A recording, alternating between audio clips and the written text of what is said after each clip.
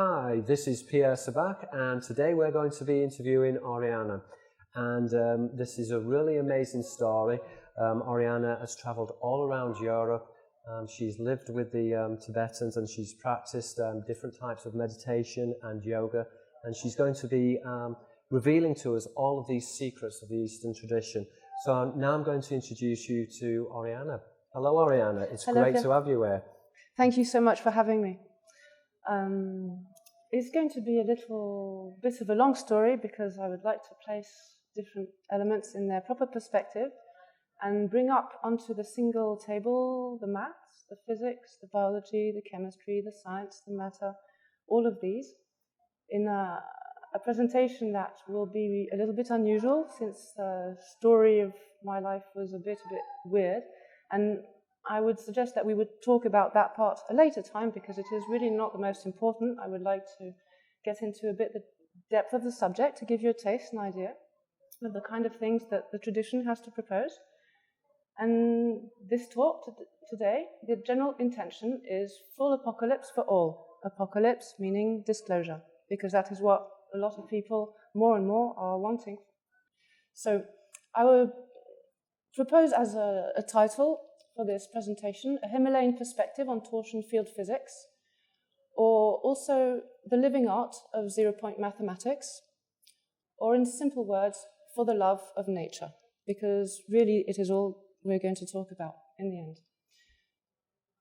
So to give just in a few words, I must put a personal context for several reasons, so the detail will be another time.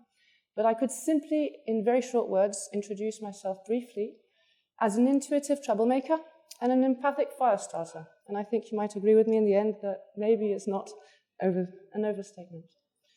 But in very short words about the context, the first part of my survival, not life, and then the second, meeting the Tibetans and staying with them. For the first, I'm a cracked runaway street kid, forest kid. I'm a junior school dropout. I'm a thrash biker, so I've just thrown myself right out of the window because I'm just a big laughingstock. In the end, that's all I really am. People, let no one be fooled by me. But I have spent the last 23 years living in the heart of the Tibetan tradition of what you know as Buddhism, which, if I may start introducing the meaning of words, there is no such word in the tradition. They're called Nag-pa.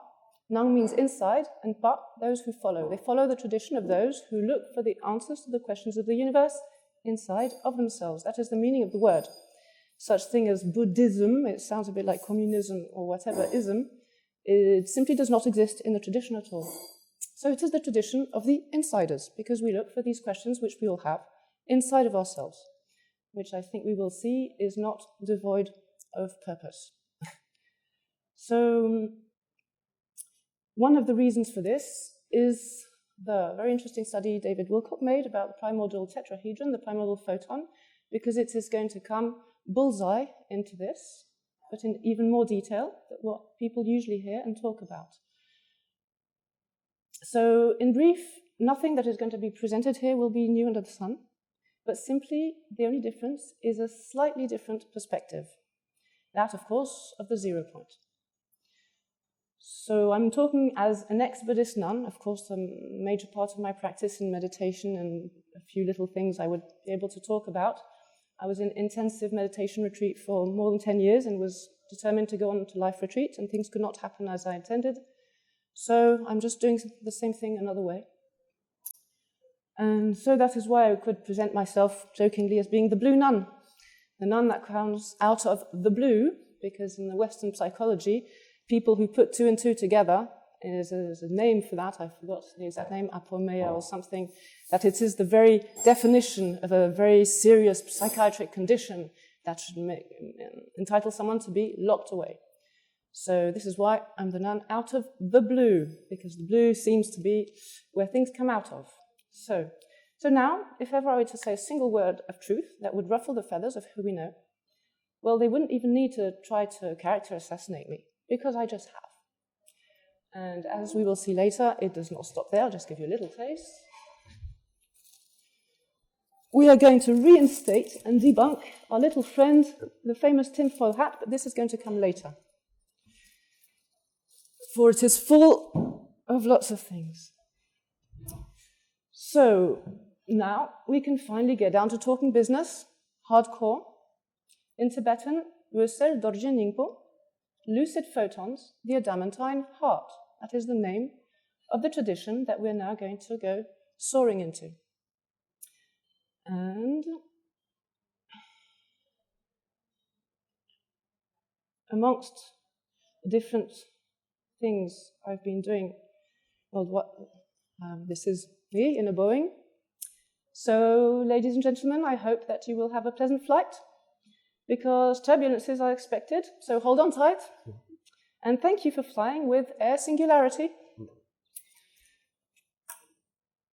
Now, just to give the thumbnail of the subject, to introduce the subject that we are going to see here. In this presentation, called The Living Art of Zero-Point Mathematics, we're going to soar into the great debunking, or full disclosure, of 666 and other numbers, 13, 17, 369, and more.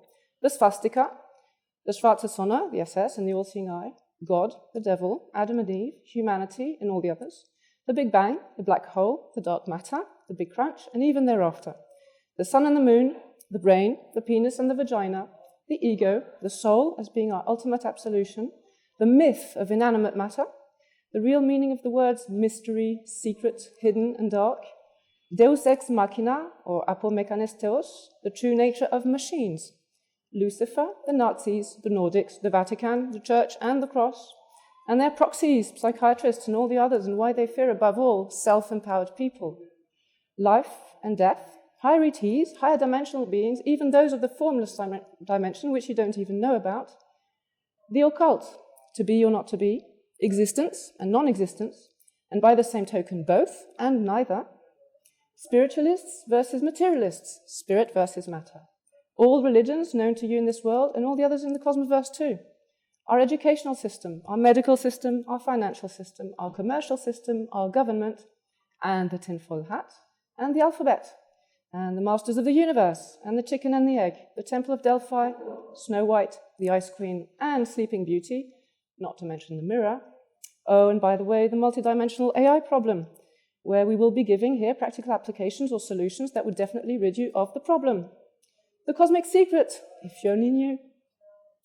The map and the compass, our ocean and the naval terminology in our language, the best-kept mysteries and secret wisdom teachings of old, Atlantis, Egypt, their red trail through the occult, the Pythagoreans et al., of the Yaqui Indians and the high Himalayas till this very day, reaching minus 18,000 years ago, and much more. Space and time, not to mention the 5 elements, and the 6th one that you do not even see, the God particle, CERN, and military intelligence, pi, phi, the qubit, and the meter. In brief, we are going to debunk, meaning full disclosure of nature, which is why, albeit a super fast track and super condensate, resume to the essence that I'm trying to bring out for you, and I thank you for your patience and the opportunity you give me to talk about these things. This is nonetheless going to require a certain amount of time. This is intended as a feast for those who want to know. That's why, and this is my intention and my motivation, which I will clarify in the next talk. But this is meant to be in 3 parts. The main explanation, which I must try to give to help people saddle up gradually to the main heart of the subject that I am going to talk about, this lucid photons adamantine heart, which is the presentation that will be ready as the 3rd part. But of course, in order to give everyone a chance to be able to see how we get from one step to the other, simply from where we are and what we are, where we're at, and of course needing a particular context because we are humans and people naturally have the question, where is this coming from? Is this coming from out of the blue or a book I just read last night or something else? It happens to be a certain number of lifetimes' work, all included into one. I will present this in detail.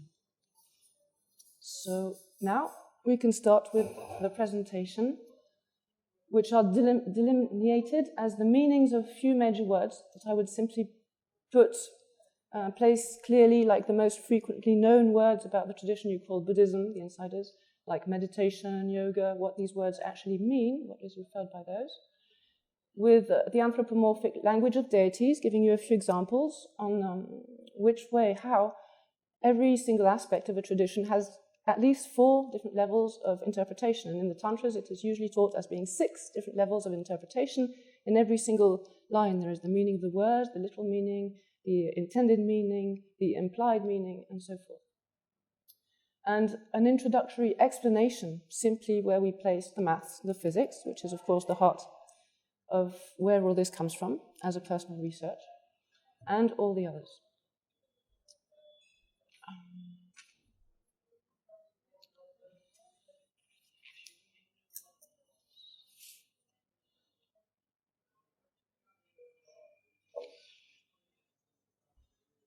So let us start with the word English. As you have shown, Pierre, in your extraordinary work, simply putting beneath our eyes the hidden, intended it to be hidden meaning in our different languages, which is all over the place. So I deeply invite anyone who would want to listen to this to first of all see Mr. Sabak's work, because this is indispensable. In my opinion, this is what should have been done in junior school, primary school by everyone. Simply knowing the meaning and the relationships between the words that we use as our common language. So, ing from angui, which means the eel, referring to the snake. So, ing yish is the hiss of the snake, the language of the snake. So, it's interesting for us to know that we are all speaking snake language all day long. Nice to know. It's a mirror language also in its graphics. Like I would compare this to Tibetan. I would show you. This is not at all a language you could use as a mirror language, simply because of the way it is written. English, on the other hand, there's lots of symmetries and mirror effects all over the place. So I believe it's interesting, if but for that. So Nag-pa, the tradition of the insiders, it is usually known traditionally as Buddha Dharma. Nag-pa, the tradition of the insiders. And the word religion is a very important word, which we're all a bit ruffled with, not for no reason. One of the teachers I was studying with most, who was doing relating Buddhism and Christianity and Sufism, the 3 major, and was doing a lot of work showing the similarities, of course, the mirror effect of the meaning of the wisdom traditions, which of course differ only in their names and forms through the living experience of people, but the meaning remains the same. So religiare in Latin, of course, we know it comes from riggings of the ships, of the angelic sailors and the hosts, but simply as per the meaning, religiare, that which links us to our true nature. So I would propose the translation for the word religion as homecoming, because that's what it means. We are here asking ourselves, where are we going? Where do we come from? And this, what is shown and carried through these traditions, is the only purpose is to enable us to come home. To the 0 point, of course. Where else? We will see the maths, how it places into this. I would like to start with a big deal, the meaning of the word occult, which is being used all over the place for everything but what it truly means. I have learnt this meaning from one of the world contemporary leading teachers in alchemy, Professor Jacques Grimaud, who is the author of the extraordinary film The Revelation of the Pyramids. He is an alchemist teacher, a tarot teacher, and one of the rare who speaks publicly, because as people know, those who know don't talk, and those who talk don't know. So look who's talking. And I went to Egypt, to Giza, and all other important places with him and a group of other people last year, and we received a certain number of very interesting information and could ask all the questions we wanted. That was very interesting. The meaning of the word occult, I have always been fascinated by a place I had lived a few years as a child in Catalonia. The whole area is called Languedoc-Roussillon, which means language of ock, red trail. And I've always wondered, language of ock. That sounds weird. It doesn't sound like a proper language. Well, everything was made clear, especially since tilted by the circumstances in Egypt, a little bit of kind of memory, emotional memory, I would say, from the past, kind of, yeah. I remembered having been there at the time. So, O is the sun. This is the moon. The culture of those who hold the wisdom, the knowledge of the union of the sun and the moon. This is what the word means. And as you will see, from beginning to end, we could almost call this the story of the secret love story of the sun and the moon, because this is all over the place. The first thing that occurred to my mind, coming from the Buddhist tradition, when I saw this and trying to do a little bit of research online, the teachings of Thoth, the Atlantean, and what is it about the occult. There's a little thing you fall on easily, the Emerald Tablets. There's something in one page that's really short. It talks about the sun, the moon, their union, something like a recipe in a belly. When I saw that, I was utterly shocked. I would have fallen off my chair, as you say. Why? I thought, this is Chandani practice out in the open. What's it doing there? This is so secret. So, of course, those who know would know that the very bits you need to be able to implement it are not told, because all the teachings, be they books or information, are but the support, because the key is, of course, the living teacher. Where else? So, Chandani practice, I'm going to detail, of course, without giving, likewise, all the practical details, but simply to explain how this works. Chandani practice, you have a visualization, your central channel, and the chakras, you leave them alone. They are detailed here, as we're going to see. There is a little thing that is visualized near the navel center, which is red in color, hot, like the sun, and its shape is something like this, with a little dot, a little bobble. You put on this looks like the letter I. And here, on the top of the central channel, is another syllable, which is white in nature, cool, refreshing, like the moon. And this is the syllable ang.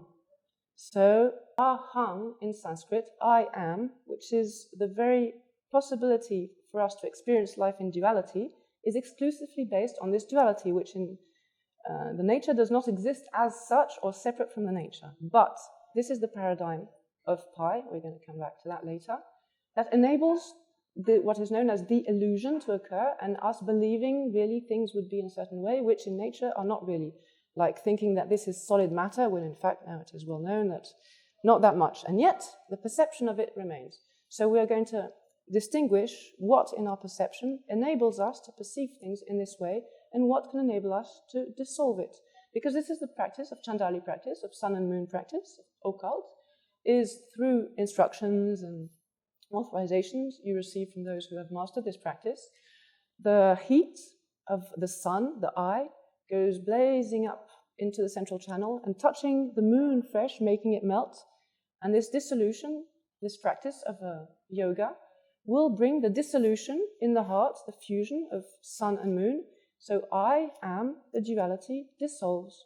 The illusion of I am, I exist, is simply not there. And you reintegrate by forcefully pushing the channels of energy that are flowing on the sides into the central channel. I shall give you an example of how the tradition would present this. You have the central channel, right, the blue, and you have the two side channels, which, like plumbing, go into the central channel, this particular place, around the navel area. The purpose this is showing, this is not how things are. The central channel is when our wisdom energies flow in the wisdom of oneness. Right now, we are all using, from the point of view of the channels, Salung Tigle, the Nadi, Prana, and Bindu, the channels, winds, and focal points. We are split. Our wind energies flow in sideways channels, and this we experience duality. Like some people know regarding this, that when we breathe, when we are not in this wisdom energy, we will breathe either through the left or through the right nostril. This is because precisely inside our energies, our consciousness energies, are dwindled, not in the central place. So these practices aim at forcefully, with instructions and yoga practice, to reintegrate through breathing exercises and simply using one's body as the tool, to be able to experience this non-duality and dissolve this grasping we have to things as being real, solid. This is the purpose of these practices. And these practices are just the preliminaries. They are the preliminaries for those who are not good enough. Meaning, in all these wisdom teachings, you have a context. There are those who have lesser understanding, and it's just the way things are. And it's good for them to want to learn about these things. Everybody can. There are those of middling understanding who have more notions of the deep psychology of the primordial photon. I shall call it this way for now, being voluntarily provocative, and show in the end how it gets back to that. And there are, above all, the practices for those who get it. This is like Air Force-style people. You know, when you want to get into the Air Force, those who will understand instinctively, who will intuitively know, those will end up with a plane. The others will be doing maintenance, doing something or other, but not on the plane. So this, what we're going to see here, was Sel Dorje Nyingpo, the lucid photon, the indestructible hardcore, as a code name, which we will see in the third part, is this style. You get it or you don't. So this is why I'm taking the time about explanations. I'm sorry to bore you with all these details, but it might help to being able to appreciate where it's coming from. Because at the time then we go there, there's no explanation, no footnotes, no anything. All the questions should have been resolved long before. And you will be surprised to see that the word compassion is not even mentioned once. Why? Because it is so much the case, so much already the case, that you wouldn't be given this if it wasn't already the case. Just to give this precision of the perspective, the context, to make the difference. So for the intermediary type of people, these Chandali practices, Chandali means tumo in Tibetan, means the ferocious one, Chanda, terrible, ferocious, and Ali, feminine. Because this fire, wisdom fire, blazes inside, dissolves the duality, you experience all kinds of bliss and all this, which you should beware in not getting attached to, otherwise it's even worse than not doing anything at all. And these practices are preliminaries to be able to help the mind directly to perceive how things are not as we seem, and to be able to breathe properly into the wisdom breath, not just the outer breath, but you use the breath, which is an outer breath of the body, to get to the breath of the soul. And further, we're going to get back to the expansion, compression movement of the whole cosmoverse itself, because it is one and the same thing. So this notion, I am, which we know as ego, this little friend, the ego, is going to go blowing out the window. We're going to take fun in dissecting that one, like the turkey for Christmas. But you know how this is coming from. The ego is not something that exists in itself. It is an impression, a perception, when we are actually lost in our torsion field. If we think galaxy, ourself as a torsion field in our perception, there is both the 0 point, which has its unique singular mathematics, that does not work anywhere else in the outskirts, and likewise. And what is interesting, as we will see here, is that both are together, both are simultaneous and non-exclusive. This is how, in the end, we will come to pi, phi, the cubit, and the meter in one single equation, and we will be able to use that as much as we want to do whatever we want, basically. And that is just for those, because as I told you in the beginning, I still have not finished graduating junior school, so if I were to have an update in maths and physics one day, I think I would go a little bit further. But that's all I could do with what I have now. So to finish off with the occult, in the Dzogchen tradition that we're going to see, the major scriptural authority is based on Garab Dorje, minus 3,000 years before Shakyamuni. We're going to place that in the chronology. And the heart of the most precious, prized teachings of the lucid photon are presented as 17 texts. 17, what can that mean? If you think pi, that makes 1 in the middle and 16 around. And 16 for the maths of what is known as shunyata, or commonly known as emptiness. This is the major number, and lots of things come about from there.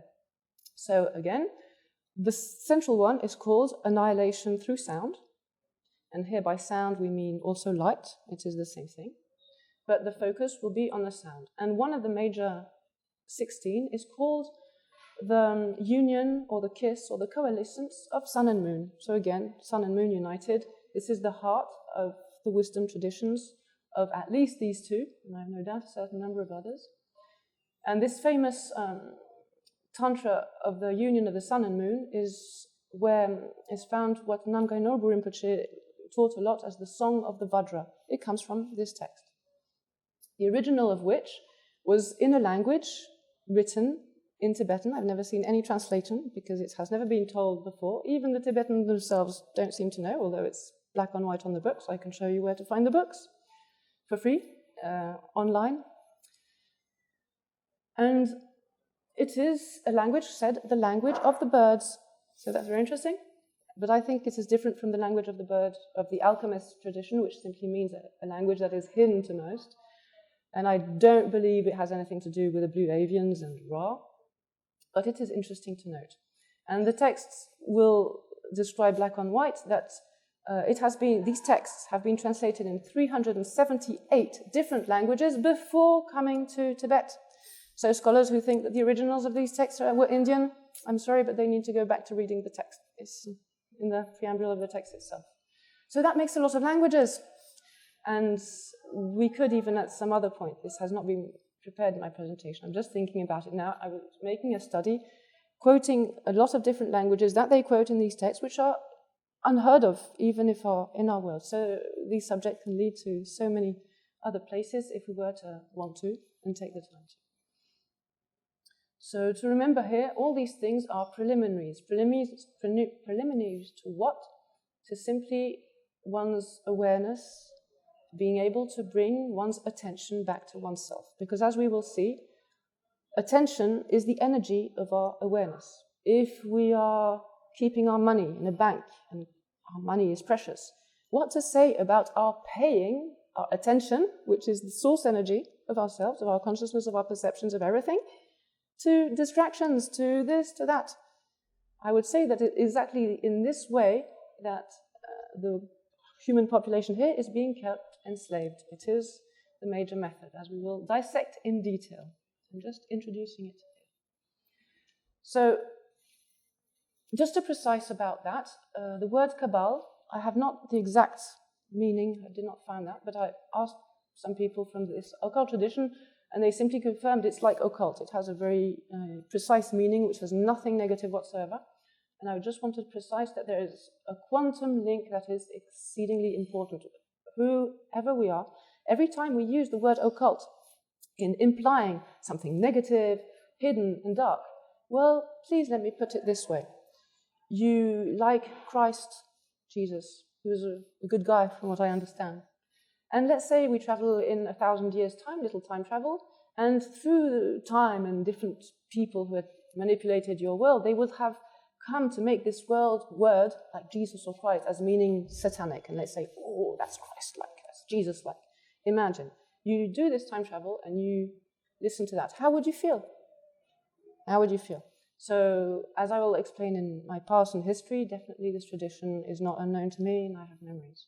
So this is how I feel, just a testimony for that. And likewise, on the quantum level, you have to understand that the Vatican, as we will see in detail, just the dictionary, compiled dictionary of every word in the Latin dictionary that means hidden, secret, concealed, dark, and it can go on. I was amazed to see, even without looking far, it already makes a whole dictionary. I just want to mention the word Cabal is related to the Arabic word Kaba, which is to hide or to conceal, so which would be the occult in the Latin.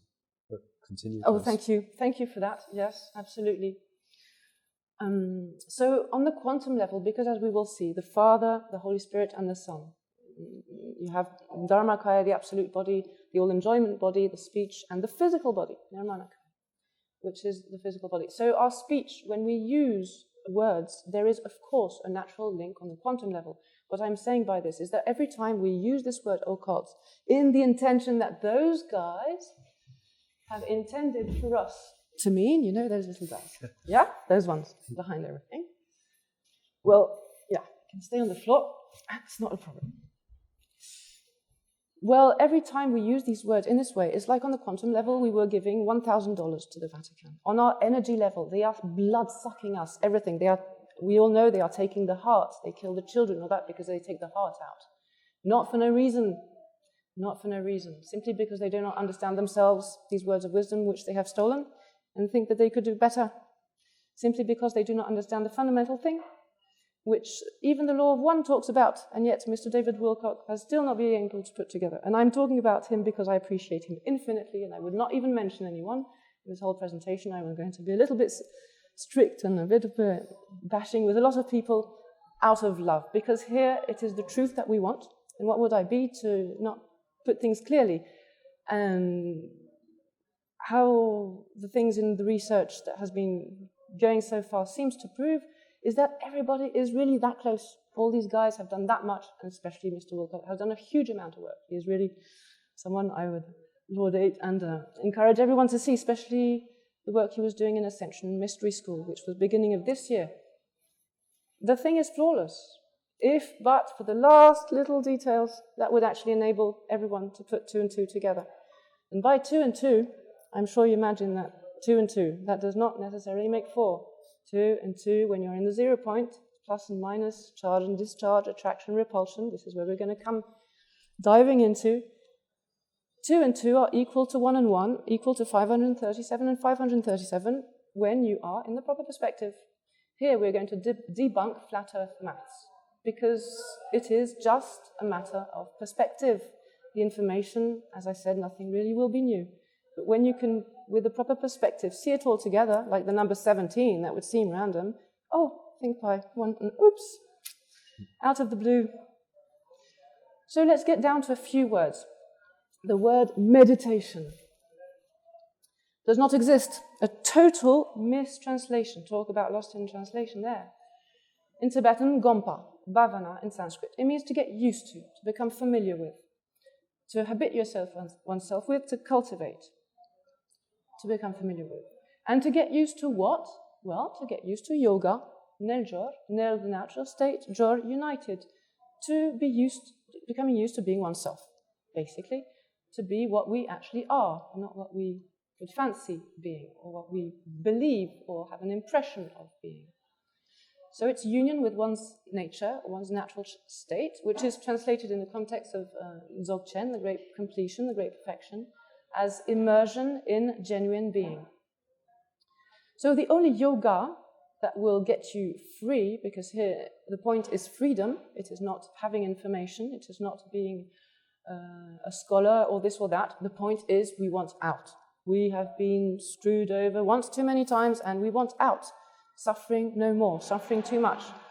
Like, as in my case or others, those who have been through MK Ultra, Malab and all that, the torture, the extent of the torture and what it actually does to you on your perceptual level, on the structure of even your soul, this is very serious stuff. And this is very easily, naturally freeable with the proper method that goes to the 0 point, to the bullseye directly. All the others will become, in the end, reason for even more attachment and the whole thing starting all over again in a way that is even worse. So the only yoga that is in question in the Tibetan tradition refers to Ati Yoga, Lame Neljor, unsurpassable yoga. The yoga where simply one's own awareness, one's nature, I'm going to detail this more precisely, one's awareness through not realizing its own perfection, its own nature. In the chapter on Genesis, we're going to see how this occurs from the primordial moment, the beginning, how this occurs. One's awareness not fully acknowledging its own power, its own self-nature, which is awareness. Because of that, then things flow out, and then we end up in a torsion field situation, and things go up and go down, and we flow, and ouch, ouch, ouch is the only problem in this perspective because of effort. Effort is going to be the major when we come back to the torsion field etymology. It's all a matter of effort, no effort, effort, and so forth. This is the nerve of the war, this effort situation. So Dzogchen, Mahasandhi in Sanskrit, the great completion, great perfection, refers to the fact that energy is self-sustained, self-contained in this oneness, in this whole. Nothing need to be created again. You can't make pure again something which already timelessly is so. As we will see, our natural awareness, inasmuch as it is the source from which everything manifests, yet remains unique in that itself need not be created. That which creates everything is unique in not being created. As I will use a few quotations from the tradition that will say just that I've quoted. So, what you guys call yoga, if I may pokingly say, you have the yoga of the tree, the yoga of the banana. These things are not going to set you free. What is meant by yoga here what you refer to as yoga, is actually yantra yoga. Yantra yoga, trilkor in Tibetan. Tril means illusory, and kor means a wheel. It means a cogwheel. It means a system where one thing uses another as a system to bring an overall effect, meaning machine. It's the word that means machine. So when you think you do yoga, you're actually machining with your machine, because as we shall show, the human body is the machine. The soul is also a machine. We're going to detail this. And your AIs, the machines, are simply third-gen machines made by natural machines. Machine meaning body, meaning system, meaning geometry, because we know we are going to find nothing else than geometry, as David Wilcock has magnificently shown. Oxygen, when you have 8 atoms, it's a cube. Then with a few more, you have 14, silicon. Then the icosahedron, you have iron, and then palladium with a dodecahedron, all of them one into the other. This is the only thing I have ever seen anywhere, whatever place I've been roaming. The only thing I've ever seen is maths and physics everywhere. Who would I be to disagree with that? So here, machining, of course, our body is a structure with a certain number of qualities, effects, electromagnetic effects, which we're going to dissect here. This subject, lately, Dr. Ilya Lakisevich and Tim Sanders of Omnia Balance, Omnia Radiation,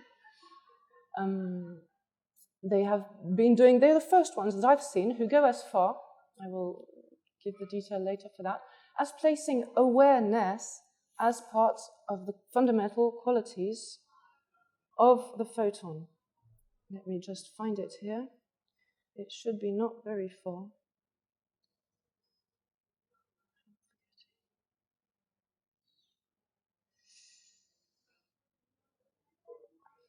Yes. So just a screenshot of one of his latest presentations, where you can see the torsion field, and he precises the 0 point is defined. Yes, I forgot to give the definition of 0 point. 0 refers to in the center, electricity equals 0, magnetism equals 0. Can I just add one point? They actually look like red blood cells as well. Yes, that's a different comparison with the blood cells to show an application, a living example. Okay. But there's just the torsion field here, because it's worth for all torsion fields, whatever they are, and he's giving this very good example. So the 0 point is this point of stillness in the middle, the stillness point. It's a still magnetic point, still electric potential, aligned to the geometric center. Interconnected magnetic points is the God field or source, because it births all life, and we will see in what way the word source is not valid at all, cannot work. But in the meaning, it's what we mean, but the word is not clear. And it has awareness. It holds the light ring in geometric shape. So I'm sure a lot of other scientists have put that together, but he's the only one that recently I know about. And of course, this is very important. So if we bring this back to the primordial tetrahedron that David Wilcock found, we know that the Buddhists talk about emptiness and clarity. This we can accept as a given, the space and the photon, meaning the light. If you don't have space, then a wave cannot resonate. Like before the Big Bang, there couldn't be sound because there was no space for the sound to occur in. So the space and the sound, naturally, we can understand they must be there. And we know now that one of our third faces of this tetrahedron is awareness. So now remains only one, the mystery face of the primordial tetrahedron. What on earth could that be? We will see very shortly. So yantra yogas are machining with your machines. They are preliminaries simply to get your body in a nice state where you can leave it alone. The purpose here to do what is called meditation, which is actually non-meditation, is like when you put the car in the garage, because you're not going to use it for a certain time. So you check everything, full, close, check again, then it's good, you can close, you can forget it. This is what we do with our body aspect in this school of meditation. The purpose is not to fool around and do anything. This is what you do in your pause, in sessions, to kind of relax yourself. But this is not, a particular posture is not going to set you free, apart from one very important thing, whatever the yoga posture, which is the spine straight. Because, of course, the energy of the mind can flow straight, which is the particular quality of human beings compared to animals. And animals in Tibetan are called dundro. Dundro is being bent, curved, and draw those who go, so those who walk bent. And indeed, the step of evolution, as the monkey crawling up to become a man, and all the other types of 5-star pattern beings in the cosmoverse, all the different ETs, is the same thing. This natural evolution, the spine straight, to be able to flow properly in our torsion field-like energy system. So the true meditation is non-meditation. I will just simply give you a quote here from the Dzogchen tradition. If you understand meditation, but you don't understand freedom, how are you different from a higher ET who's simply enjoying a realm of samadhi? That is not freedom, and here it is about freedom, the whole thing. So in Dzogchen, meditation will be resumed in exactly the same way as in Mahamudra tradition, who simply have different terminology. In Mahamudra, they will call it the Rang Bapsum, Rang oneself, Bap fall. So let it fall in itself. You would call the 3 let it be's: the body, your speech, and the mind. Like a glass of troubled water that you let it relax. Simply, the water will clarify by itself, and then the mud will be, and then you can see clearly. So in Dzogchen, you talk about the Migul Wasum, the unmoving, the 3 unmovings, meaning the same thing. And there are other terminologies which all mean the exact same thing. So in my little personal, funny, silly language, I call it sit, zip, flip. Easy to remember. So sit, the main points of the body are what are called the 7 points of the posture of Vairochana, but that's just because it means the all-illuminating one, Vi in Sanskrit, and Rocha, to blaze, the ought to illuminate. So all-illuminating one, but it referred to the name of a guy at some point, but also just the meaning. So the body, the main part is the spine straight. And I could simply show you the basics, because of all the yogas, this having the proper posture is itself the condensate, the digest, the most important of all the yogas you could do. If you simply do this properly, it has immeasurable benefits. Shakyamuni quotes in the sutras an example of a yogi who was doing yoga. And there's monkeys in India. And some monkeys, they imitate. And some monkeys were imitating. And he said that they've got a particularly high state of perception. I mean, maybe not fully enlightened, but simply because of that. This is maybe the one thing one would need to keep in mind, because, of course, whatever body size, joints, knees, broken to bits, it's not always easy to do the posture I'm going to show. But the main point here being the spine straight and the rest comfortable to not block the circulation. But I can show this very simply. If you can, the lotus is good, but not indispensable. The spine straight. The legs comfortable. That position, if you can handle it, is quite ideal. But otherwise, seated, or even just one, in a way that you can leave your body alone. Then, secondly, the shoulders, like a vulture. I'm not sitting properly with the shoes. It feels a bit goofy, the vulture's a bit awkward, but you breathe better like that. That's the second point. The third, the chin. If it's too high, you get conceited, the energy of pride rises. If it's too low, you feel lack of self-confidence, the energy. So, the chin just straight. The gaze is said to be like a comfortable distance and a half in front of you. Not too high, because you get distracted by the light. Not too low, because you fall asleep and you get too low. So, comfortable. The hands, simply comfortable. I know there's people who do this, that. I've never heard such thing. Just be comfortable. If you want to do like this, why not? The tip of the tongue is said to be on top, that it helps the energy flow. I think I always forget a few. There was the spine, the shoulders, the guide, chin, the hands and the legs, and something else, which was somewhere and which would drop. But anyway, I always forget at least one detail. Sorry for that. It's going to happen a few times. So then that was for unmoving of the body. You be comfortable and spine straight. Zip, no comment needed.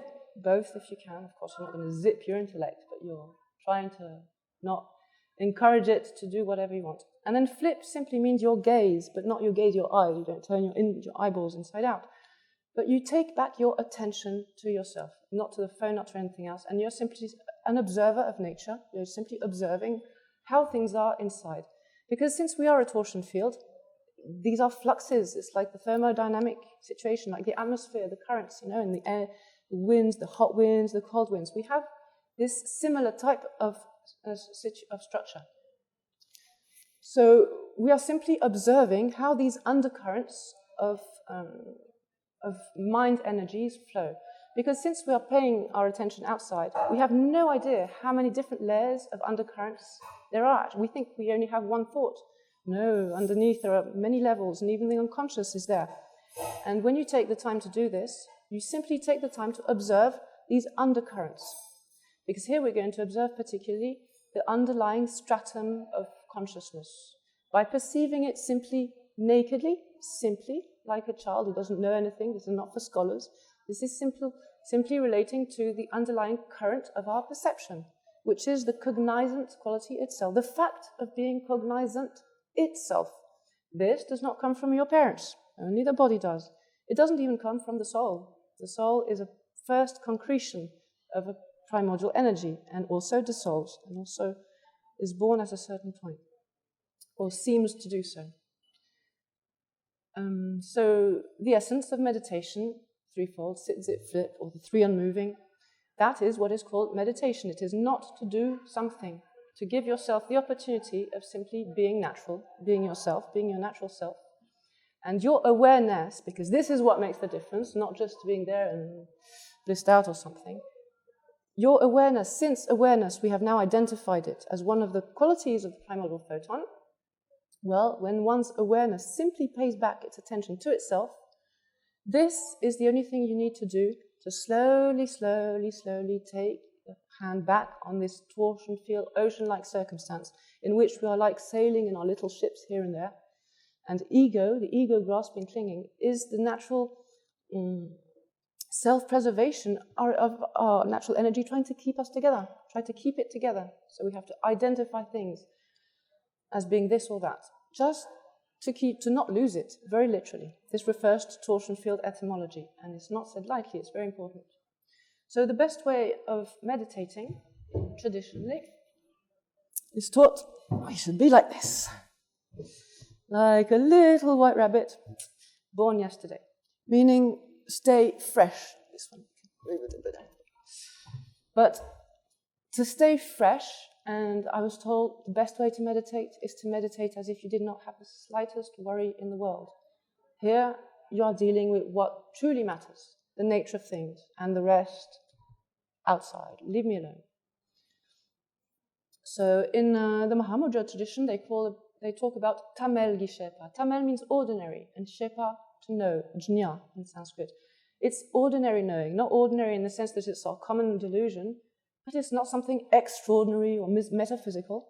This is simply what we are in its context. And when we stop doing this, doing that. In Tibetan, they have the expression drodok tong kurwa depa. Dro means feathers, dok means to attach. We're always attaching feathers, gluing little colorful things onto reality, or the other way around, trying to put it down or to deny it, to take qualities away. Again, we have this equation, 0 plus and minus. In the 0 point, the perspective is correct. When we are fallen into one extreme or the other, it is the same problem. None is better than the other, and that they are both out of the 0 point.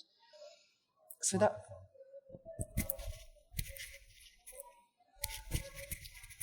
So, the posture. Then, as for the preliminary yantra yogas, usually a few things are taught before doing a session of meditation. I can just briefly place what the tradition posits, because this is the similar things you will find in all the different traditions. Of course, there's a certain number of them. The self-massaging. When you're seated, you can tap your whole body. This reacts the circulation everywhere. And then secondly, a little bit stronger. And then thirdly, a little bit not too strong, of course, not so hard. But that's the most common. It really helps the microcirculation of also the consciousness energies, not just the body. So that's why it is taught. And then all the time, all traditions talk about lungro guchuk. Lung is the breath, this time all kinds of breath, but also refers to prana, which is translated in English as spirit. That's what it refers to, the movement of the mind. That's why it's called spirit. Lung ro times gu means 9, chuk 9 times. So you expulsion of the stale breaths in 9 times. Raw means stale also.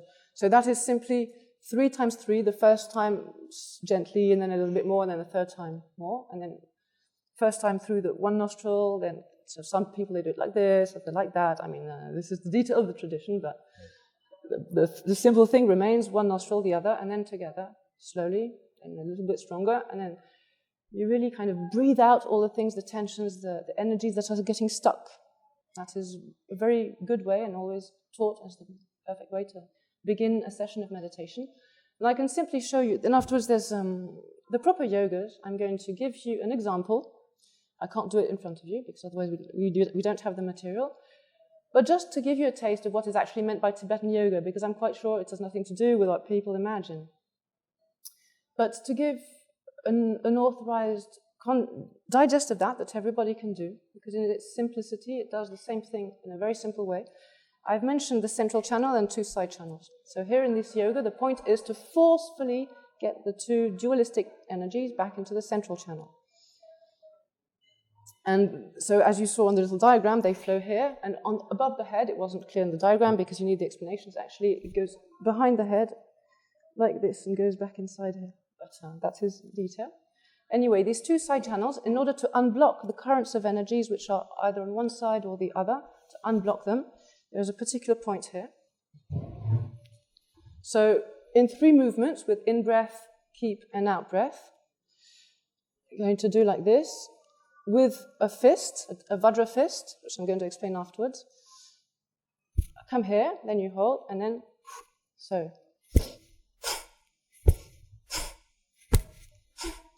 This very simple exercise, practiced with the breath, is very powerful. Right now, I feel even worse than if I'd put the aluminum hat. So the Vajra fist, in the 5 fingers, the 5 emotions, as we're going to see, that are central to a lot of things, you place the tip of the thumb at the basis of the ring finger, both sides. Why? Because the 5 emotions, they also have, of course, a link with different parts of the body, like the acupuncture and all the rest. But here it is the emotion of desire. Desire is the root of the world of gravity. Desire is what is the direct, not cause, it is actually gravity. We're going to come to that in more detail with the maths and physics later. But the channel of desire, the color of the emotion of desire is red, bright red, yeah, fire the heat. And desire that has been reintegrated into its natural state is like pacified. It's represented as being maroon, which is why Buddhist monks have their dress, their garment is maroon. It represents desire pacified. So when you hold this like here, it's said that it kind of helps this energy, this distracting energy of desire to come down. So this is why wisdom deities, they're represented, they both have a ring finger on both hands. So in the tradition, I mean, one of the guys in the history must have lost their fingers, their rings, because now married couples only have 1 each, because normally they should have 2 each. Because of that, it's for these wisdom energies. So all these yogas are practiced with that. Now, for the yoga that I will not be able to show you, just to give you an idea. So those are the yogas that are taught in the context of the 6 yogas of Naropa, Niguma, Sukhasiddhi, and others, which some might know what it refers to. So the first thing would be kind of like this, and the last thing, okay, yoga, bep means to fall, so they are falling. You're standing on the ground, of course, on a thick tatami, Japanese made, very good, and you're going to let yourself fall. But when you fall, your legs are going to do like this, okay, in Vajra posture by themselves, and your hands will start like this, like the pharaohs in their tombs, and when you fall. So in one movement, your legs up, and then of course, this will set the energies free, okay? But this, of course, cannot be practiced without the proper instructions. You would harm yourself very badly. But just to tell you what kind of yogas are in question here.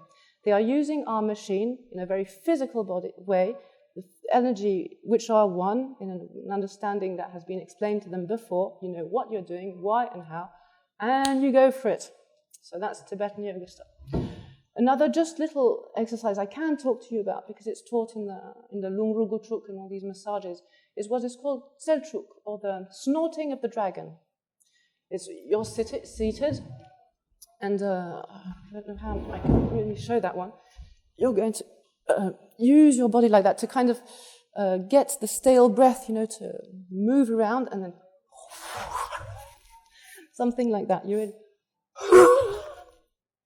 something like that, and you can do that 3 times. I mean, it looks whatever it looks, and I'm not doing it very well. I'm just trying to exhale stale energy. Yes, and it gives you back. How do you say? It cleans you out, at least the lungs a little bit, and then you kind of breathe fresh. And it also gives a little bit of turning in the mind. It's not a little thing to do. It's not a small thing, because you really act directly with the wisdom energies, and more you practice this, more you do, with the sun and moon having dissolved, then the wisdom energies becoming more and more manifest, because that is what these practices do. They help us to actually taste it directly, without needing to be able to explain it, without maths, without technology, but to taste it very much and to be free, because that is the purpose here.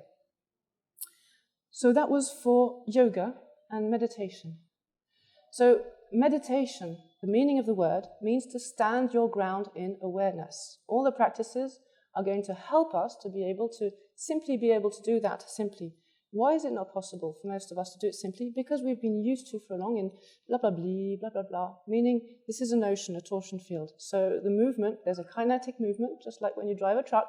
You can't stop 1 meter further. You have to know exactly what you're doing, and slowly, slowly. Likewise, we have a kinetic energy in our thought patterns and our emotional patterns, and this is what here is our enemy, so to speak.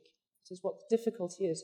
So all these practices whatsoever in the entire tradition of the insiders, you are being explained from the very beginning. There is only one practice, awareness, and only one rule: do not get lost. And all the different practices, as we will see, shamatha and vipassana practice, are just a tool to be able to develop exactly that, to be able to gain mastery over these fluxes in order to oneself be the controller, the commander of what's going on, instead of being drowned under the wave. Emotion, what are emotions? We are drowned, taken under an energy that we do not control. When we're in it, I'm sorry, when emotion's there, I mean, there's no control. You're under the wave. So here, when you get back to the right perspective through the channels and energies, if you need, remembering these are preliminaries for those who simply don't get it, because ultimately there is one thing to do, only one: awareness, self-acknowledging its own self-nature.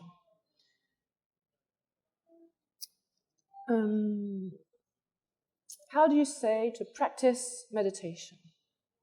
Now we've debunked meditation, we're going to debunk the word practice. In Tibetan, nyamsu lenpa, nyamsu nyongwa. Nyam, from the same root as nyongwa, means to taste. So to taste the taste. Meditation, you get used to what? Yoga, to being your natural state, and you taste the taste. Nyamsu lenpa means to take into taste. This is very close to the word samadhi, which is better known to most people who usually have no idea what it means. Samadhi, ting e dzin in Tibetan. Ting is the depth, dzin means to go up. You take something out in the depth and you bring it to light. The depth is what is in the depth of our nature, meaning what we do not see for not paying attention to it. It's not because we're stupid or we have bad sight. It's simply because our attention was distracted outside. And simply because of that.